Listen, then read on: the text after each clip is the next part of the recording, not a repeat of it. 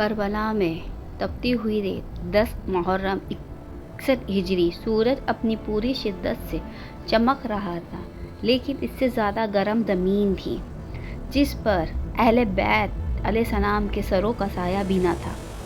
ہوا خاموش تھی، فرات کی لہریں بہہ رہی تھیں، لیکن خیموں میں کئی دنوں سے پیاس کی صدائیں گونج رہی تھیں۔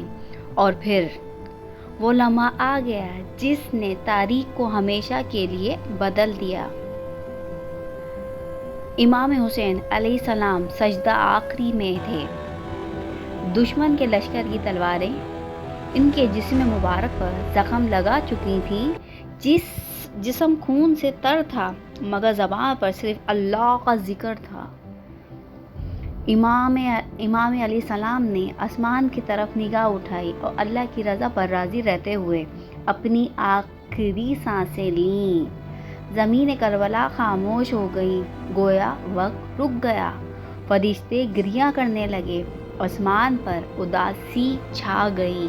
امام حسین علیہ السلام کی شہادت کے بعد دشمن کا لشکر چند لمحوں کے لیے بھی قریب آنے کی ہمت نہ کر سکا، کیونکہ سب کو پتا تھا یہ لشکر حسین کس کا ہے، یہ نواسہ حسین کس کا ہے، یہ کون ہے۔ ہر شخص جانتا تھا کہ یہ عام انسان نہیں، یہ رسول خدا صلی اللہ علیہ وآلہ وسلم کے نواسے ہیں۔ لیکن دنیا کی لالچ نے ان کے دل پتھر بنا دیے تھے۔ آخری کار چند سپاہی آگے بڑھے، انہوں نے امام علیہ السلام کے جسم مبارک سے ہتھیار اتارنے شروع کیے۔ جس نے تلواریں لے لیں، جس نے نیزے اٹھائے، کسی نے عمامہ لیا، کسی نے جوتے، بہت ساری چیزیں تھیں مولا حسین کے پاس، تو ان لوگوں نے ساری ایک ایک چیزیں کر کے اتار دیں۔ یہ سب تاریخ میں انتہائی افسوسناک لمحات میں شمار ہوتے ہیں۔ سب چیزیں ادھر خیموں کی باری آئی۔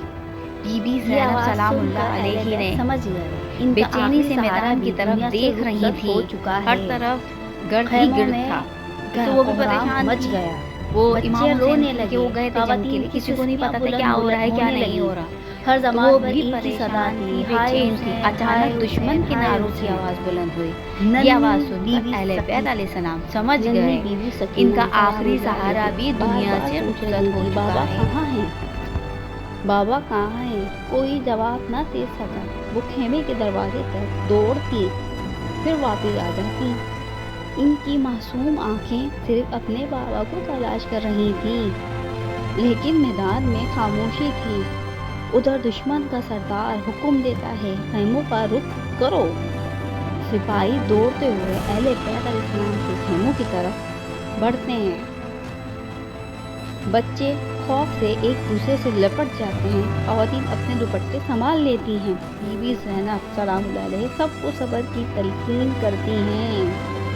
سپاہی خیموں میں داخل ہوتے ہیں، وہ جو کچھ نظر آتا وہ چھین لیتے، زیور، چادریں، برتن، سب چیزیں، حتیٰ کہ بچوں کی کانوں سے بالیاں تک اتار لی جاتی ہیں۔ بچے ڈر سے چیخ اٹھتے ہیں، لیکن کسی کے دل میں رحم نہیں آتا۔ اسی دوران ایک ظالم سپاہی آگ لے کر آتا ہے، اسے حکم دیا جاتا ہے خیموں کو جلا دو۔ چند لمحوں بعد آگ کے شعلے خیموں کو اپنی لپیٹ میں لے لیتے ہیں۔ اس طریقے سے آگ لگ سکتی ہے جیسے ہم کپڑا ڈالیں، اس کے حساب سے ہوتا ہے نا، فوراً شعلے پکڑ لیتا ہے کپڑا۔ اس طریقے سے آگ خیموں کو لپیٹ لیتی ہے۔ دھواں آسمان کی طرف اٹھنے لگتا ہے۔ خیموں کے اندر موجود بچے خوف سے باہر بھاگتے ہیں۔ کوئی اپنی ماں کو پکار رہا ہے، کوئی اپنے بابا کو، کوئی پانی مانگ رہا ہے، ہر طرف چیخیں اور پکار ہیں۔ بی بی زینب سلام اللہ علیہ ایک خیمے سے دوسرے خیمے تک دوڑ رہی ہیں، کسی بچے کا ہاتھ پکڑتی، کسی کو آگ سے بچاتی، کسی کو سینے سے لگاتی۔ وہ خود غم سے ٹوٹ چکی ہیں، مگر پھر بھی سب کو سنبھال رہی ہیں۔ بی بی سکینہ علیہ السلام بھی آگ کے درمیان اپنے بابا کو پکارتی، بابا آپ کہاں ہیں؟ بابا آپ کہاں ہیں؟ دیکھیں ہمارے خیمے جل رہے ہیں، بابا ہمیں بچا لیجیے۔ مگر جواب میں سورج جلتے ہوئے خیموں کی آواز سنائی دیتی ہے۔ کربلا کی رات شروع ہونے والی تھی، خیمے جل چکے تھے۔ اہل بیت علیہ السلام بے آسرا کھلے آسمان تلے جمع تھے، اور سامنے ایک ایسا سفر تھا جس میں قیدی بے حرمتی اور بے شمار آزمائش کا انتظار کر رہی تھی، کیونکہ ان سب کو پتہ تھا کہ آگے کیا ہونے والا ہے کیا نہیں ہے۔ سب جانتے تھے کہ قیدی بنیں گے، بے حرمتی ہوگی، چادر اتریں گی۔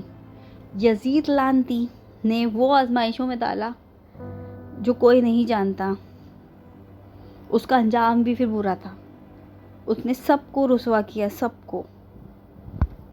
آپ کو یہ سٹوری اچھی لگی ہو تو آپ مجھے کمنٹس کریں، شیئر کریں میرے اس چینل کو، میری اس ویڈیو کو، اور لائک کریں۔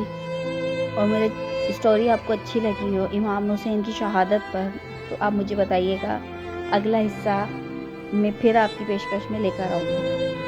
تو آپ میرے اس چینل کو سبسکرائب کریں۔ اللہ حافظ۔